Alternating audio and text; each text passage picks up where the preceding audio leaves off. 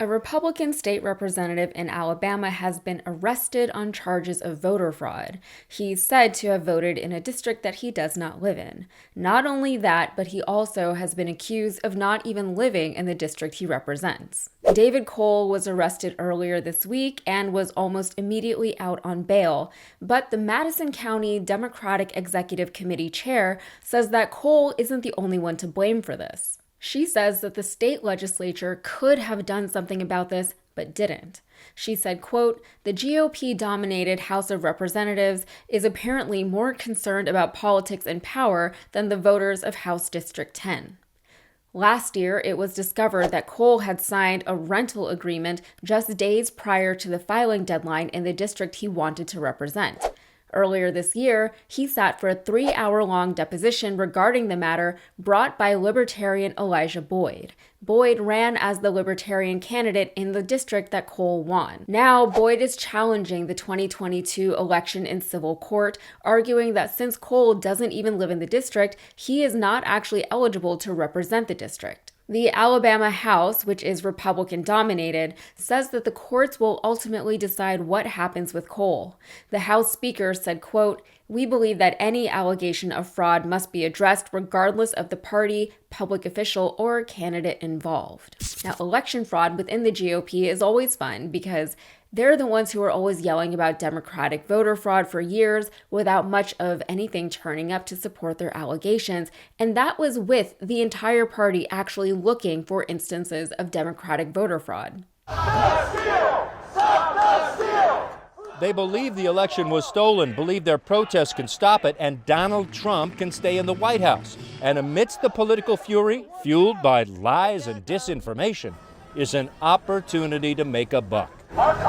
Conspiracy theorist Alex Jones, who showed up at a recent rally in an armored car, is just one of the Stop the Steal promoters embracing the chance to cash in, using the slogan to help sell male enhancement supplements. Even in their own election challenges, whenever they set out deliberately to find voter fraud, they often do end up finding it, but on the Republican side.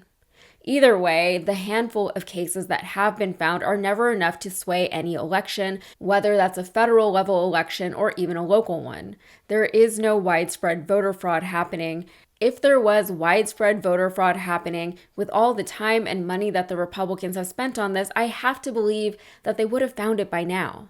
But you know what they say, it's always in the last place you look, so I guess they'll keep looking. Of course, in the case of David Cole, it goes a bit beyond just run-of-the-mill voter fraud. Yes, he voted in a district that he didn't live in, but he's also currently representing that same district, and he's not eligible to do so. That's a much more significant issue, and it speaks to corruption, or at the very least, incompetence with the party. We'll have to see what, if anything, is done about it now that it's public knowledge.